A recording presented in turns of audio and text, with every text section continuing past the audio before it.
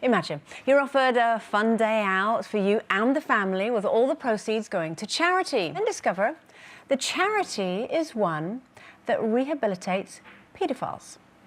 How would you react? I would react exactly like the audience have just reacted, which, you know, I did when I found out this story.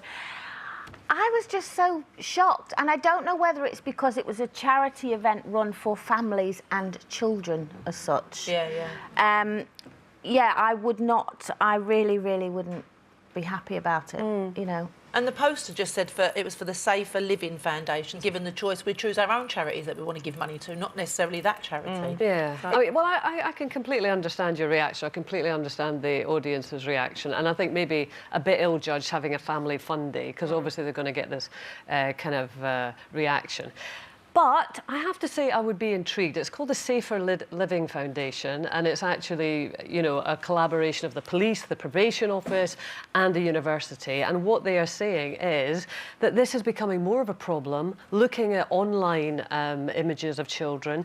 There are so many people doing it that they just haven't got the resources to arrest them, to lock them up or whatever. So you're going to have to try and address it in a different way. But I think nobody disputes the fact that something needs to be done, but to me it seems absolutely tasteless to raise money for something like this on a family fun day. Well, no, I agree with that. I agree with that. But, you know, there is a broader question here, isn't there, about what you actually do? And I mean, we've got a statement from the charity saying that actually the money is going to go to a prevention project, one of the first in the UK, which will seek to provide psychological treatment to those who have never committed a sexual offence, but they are concerned that they may do in the future.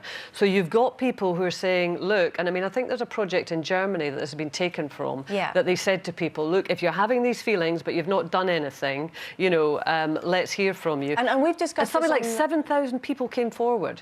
Now, would you rather these people were just lurking around, you know, and strike, or you know who they are, you identify them and you can try and intervene? Well, would you, I mean, putting to one side, obviously, the fact that it, you know, it is tasteless to raise funds for something like this in the way that they did.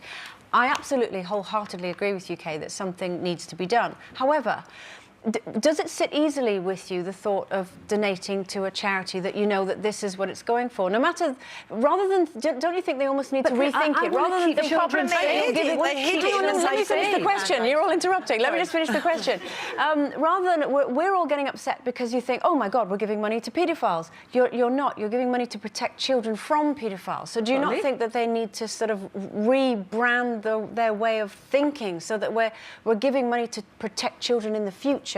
Rather than that's what they are saying. Rather than to go towards helping sleazy men. No.